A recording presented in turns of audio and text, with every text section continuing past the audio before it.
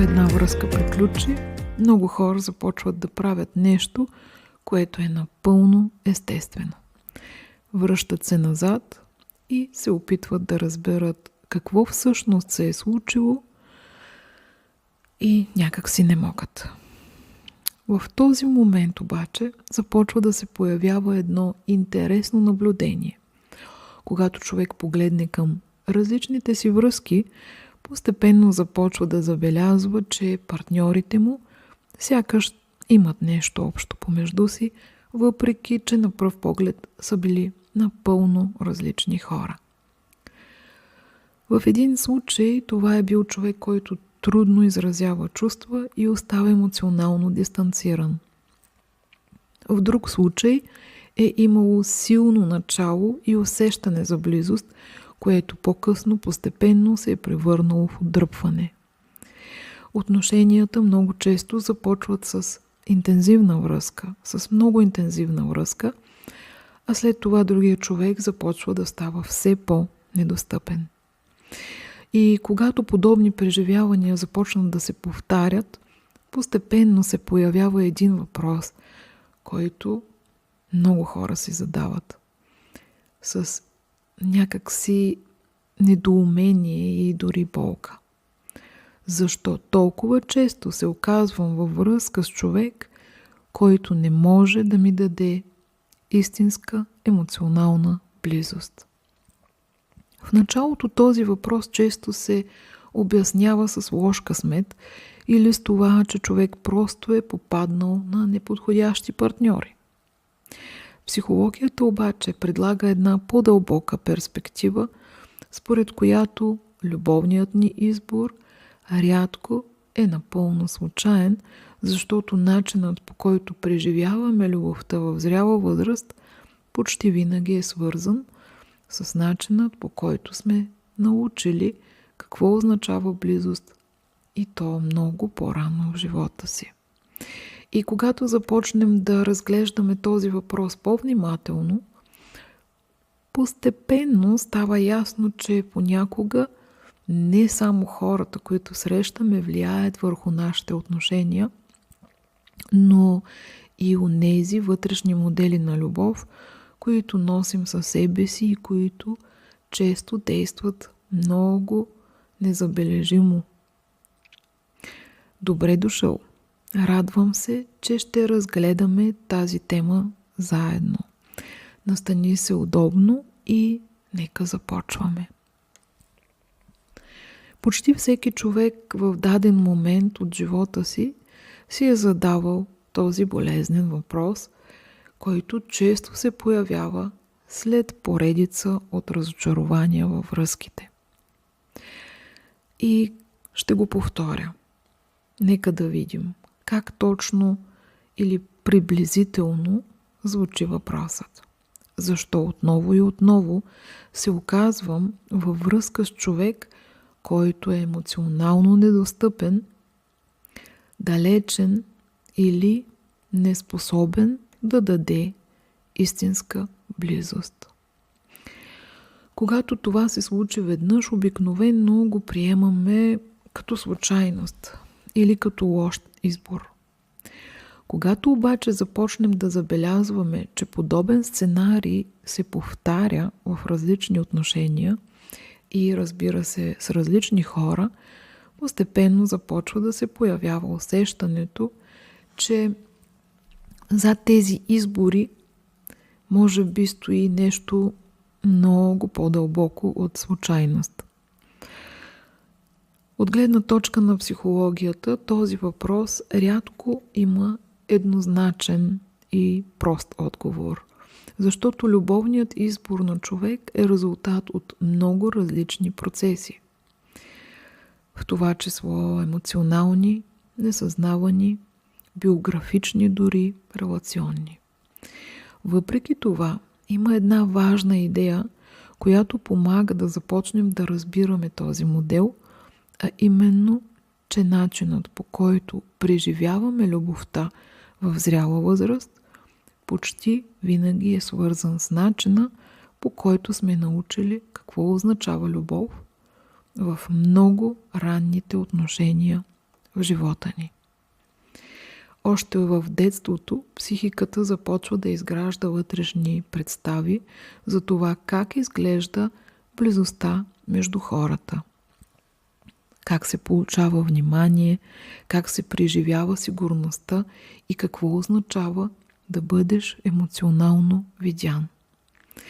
Тези ранни преживявания постепенно се организират в нещо, което в психологията често се нарича моделна привързаност, и вярвам, че на този етап за всеки това е един познат термин.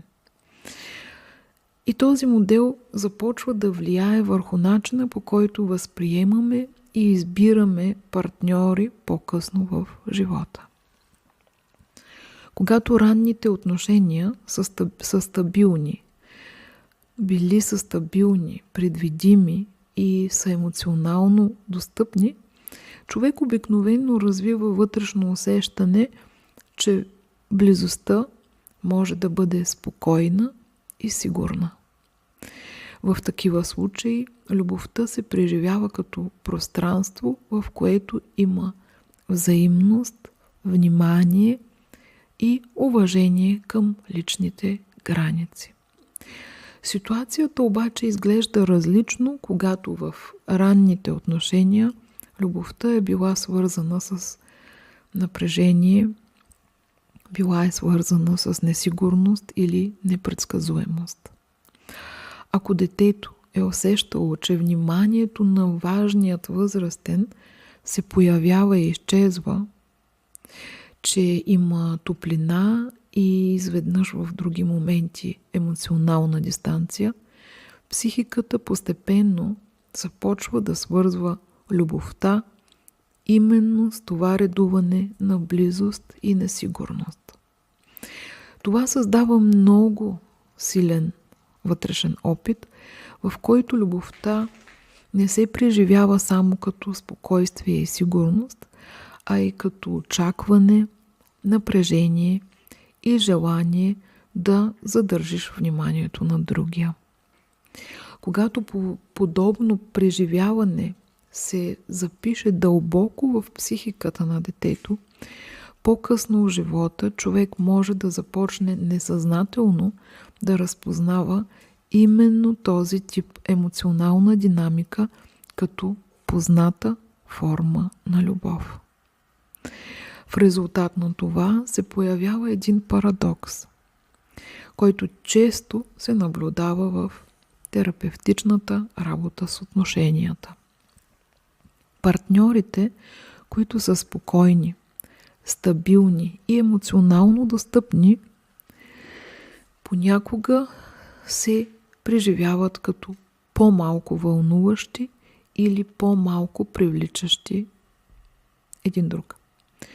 От друга страна, хората, които са емоционално дистанцирани или трудно изразяват чувства, могат да предизвикат много по-силно привличане, защото тази динамика активира познатият вътрешен модел на любов. Много силно се надявам да проследявате това, което в последните, може би, 10 изречения казах. Но нека да продължим. Това, което казах преди малко, не означава, че човек съзнателно търси болка или разочарование. По-скоро психиката се движи от силата на познатото, защото онова, което е било преживяно рано и многократно, започва да се усеща като естествена форма на връзката.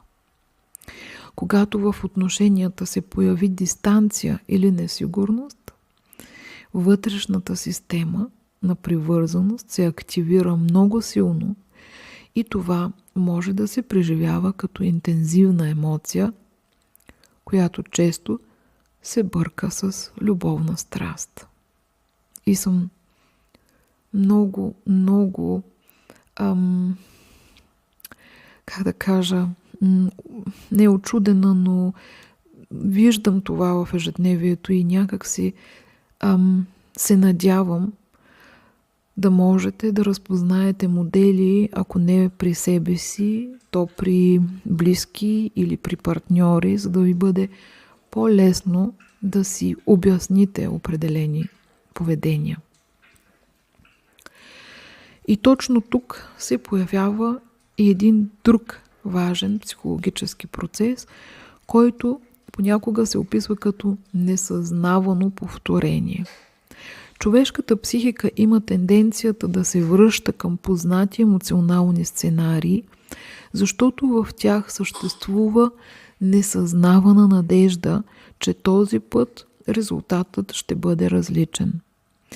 Когато човек се превърже към емоционално недостъпен партньор, често се появява вътрешното усещане, че ако този човек най-накрая отвърне на чувствата, това ще донесе дълбоко удовлетворение и усещане за признание. В действителност обаче подобни отношения често създават продължително напрежение, защото единият партньор се стреми към повече близост, докато другият остава дистанциран или амбивалентен. С течение на времето тази динамика може да доведе до усещане за емоционално изтощение и до въпроса дали човек отново не се е озовал в същият познат сценарий. Един от най-важните моменти в психологическата работа с тези модели настъпва тогава, когато човек започне да вижда връзката между своите любовни избори и собствената си история на привързаност. Това осъзнаване не служи за обвинение или за търсене на вина, а по-скоро създава възможност да се разбере как вътрешните модели влияят върху настоящите ни отношения. Когато започнем да разпознаваме тези модели, постепенно се появява и пространство за промяна. Това не означава, че изборите ни ще се променят веднага или че емоционалните реакции ще изчезнат, защото вътрешните модели на привързаност са изграждани дълго време и са дълбоко вплетени в начина, по който преживяваме близостта. Въпреки това, когато човек започне да се свързва по-дълбоко със собствените си нужди и граници, постепенно се променя и начинът, по който възприема потенциалните партньори. С времето става възможно да се разпознае разликата между привличането, което идва от тревожност и несигурност, и онова стабилно усещане за взаимна близост. Тогава любовта започва да се преживява по съвсем различен начин. Тя престава да бъде една постоянна борба за внимание или пък опит да се задържи другият човек и постепенно се превръща в пространство, в което двама души могат да бъдат едновременно близки и автентични. Ако се разпознаваш в този модел, важно е да знаеш, че подобни преживявания са много по-разпространени, отколкото може би ти изглежда на теб. Много хора носят вътрешни модели на привързаност, които са се формирали в много сложни емоционални условия и именно за това любовните отношения често се превръщат в място, където тези модели се проявяват най-силно. И съвсем често именно разбирането на тези вътрешни динамики е първата стъпка към по-зрели и по-сигурни отношения, когато човек започне да вижда как работи собствената му психика, се появява възможността любовта да бъде преживяна като пространство за истинска близост и взаимност, вместо като повторение на стара болка. Когато човек започне да вижда тези вътрешни модели на привързаност, се появява едно много важно усещане. Много от изборите, които дълго време са изглеждали като случайност или като поредица от лоши отношения, постепенно започват да придобиват смисъл, защото се оказва, че зад тях стоят дълбоки психологически механизми, които са се формирали много, много по-рано в живота. Това осъзнаване може да бъде и освобождаващо, защото показва, че любовният ни живот не е просто въпрос на късмет или на това с какви хора сме се срещнали. И когато започнем да разбираме собствените си модели на привързаност, можем да започнем да правиме избори, които са свързани с нашите реални нужди и не само с онова, което е било познато за психиката ни и ни е подвеждало в тези посоки. Тази промяна се случва постепенно и изисква време, защото вътрешните модели на близост, както казахме, са изграждани дълго и често можем да кажем също, че действат извън съзнателният ни контрол. Въпреки това, разбирането на тези процеси е първата и много важна стъпка към по-зрели и по-сигурни отношения. Ще ми бъде интересно да чуя и вашият опит. Ако се разпознавате в този модел или ако някога сте се питали защо привличате определен тип партньори, можете да споделите в коментарите как изглежда това за вас. Именно когато започнем да говорим за тези преживявания, по някакъв начин се свързваме още повече с по-голямата картина. И се оказва, че наистина много хора, освен нас, носят сходни въпроси и сходни търсения. И ни става по-леко, защото осъзнаваме, че не ние имаме някакъв проблем. Ако темата за психологическите модели във връзките ви е интересна, можете да се абонирате за канала, защото тук разглеждаме именно онези вътрешни процеси, които остават невидими, но оказват много силно влияние върху начина, по който живеем и, разбира се, обичаме. И именно разбирането на тези невидими процеси, както казахме, е първата стъпка към това отношенията ни да започнат да изглеждат по различен начин. Много от темите, които разглеждаме тук, като моделите на привързаност и повторението на едни и същи отношения, са части от програмата Разплитане навътре, където разглеждаме тези процеси много по-задълбочено и достъпно. И тук може би било добре да спомена 2 думи за тази програма, която представлява един интегративен психотерапевтичен процес за самостоятелна работа, в който чрез серия от видеа, внимателно подбрани упражнения, ви водя стъпка по стъпка през различни аспекти на вътрешният свят, като емоции, модели на привързаност, вътрешни конфликти и начина, по който те влияят върху отношенията и избора ни в живота. Програмата е създадена така, че да бъде достъпна за хора, които по различни причини не могат да посещават психотерапия всяка седмица, но въпреки това искат да започнат по-дълбока работа със себе си и по-голямо познание, защо реагират по определени начини в различни ситуации. В този процес вие преминавате през материала самостоятелно, но през цялото време сте придружени от моето насочване чрез видеята в програмата и, разбира се, личен контакт.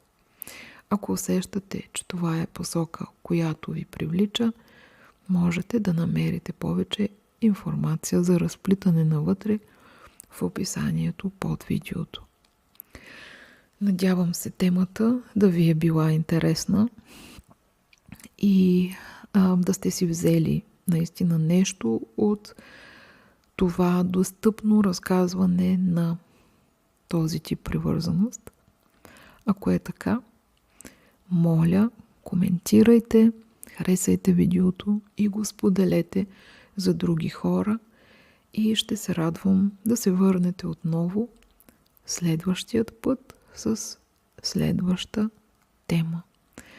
Беше ми много приятно да говоря за вас. Надявам се и при вас това да е така.